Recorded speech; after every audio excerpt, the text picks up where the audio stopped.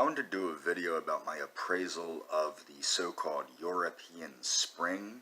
Okay, this is this thing with these yellow jackets, these people wearing the yellow jackets in France that are protesting and all this other crap. I don't even really bat an eye anymore, because the fact of the matter is, what it is the far left and the far right, or I should say the alternative right, there is no far right anymore in the United States, have become so desperate to latch on to something. The DPRK reported, the Democratic People's Republic of Korea reported that this is some kind of workers' revolution, which it's not.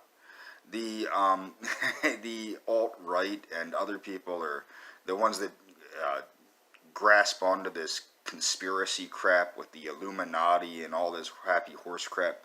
They're trying to say that it's, this far-right movement, and it's not. What it is it's people that are angry, and it will eventually fizzle out. Okay, that's really all it is. The thing that people don't understand is Western civilization, as we understood it, does not exist at this point anymore. This is one of the reasons why I see the Americas as the last bastion of Western civilization. I see the concepts set out in La Raza Cosmica to be concepts that are worth pursuing, although in a more scientific sense and a less, more functionless aesthetic. But the aesthetics come from the function, if you will.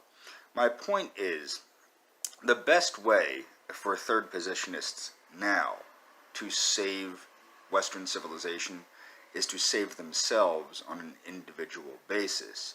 You have to be awakened individually. That's the only way that this can happen. The problem is, too many people put too much stock in the common man. The common man is an idiot. And that was the problem that was made by George Lincoln Rockwell, as George Lincoln Rockwell actually thought that the average white American would see that it was stone cold important, absolutely indispensable that they supported George Lincoln Rockwell and the American Nazi Party. And it was.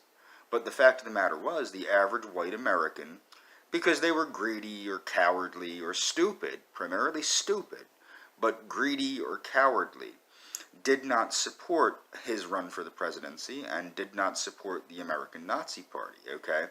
So what you have to understand, this is true with the alternative right, although the alternative right is crap. The fact of the matter is, this latching onto this political concept or that political concept, etc., is a waste of time. The way to save Western civilization is cultural. It's cultural and biological, but it's the biological that comes from the cultural.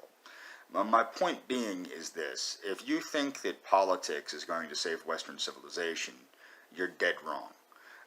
If you think protesters like the Yellow Jackets or the Occupy movement or the Tea Party movement or the alternative right or the Proud Boys or any of this crap is going to save Western civilization, you're wrong.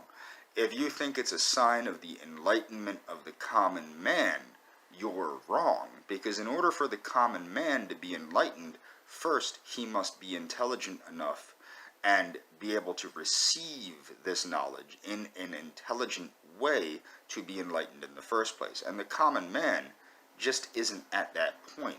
Intellectually, spiritually, if you will. I don't like using the term spiritually, but in a sense they do not have the wherewithal, the wits about them to actually understand what's going on, and they never will. That's why any cultural revolution also must have a leadership, and ultimately it must not be too orderly. It must not be too orderly because it will be shut down if it's too orderly. The individual, that spark inside the individual, the so-called Aryan spark, although I'm going to say post-Aryan spark, must be awakened in order to save Western civilization.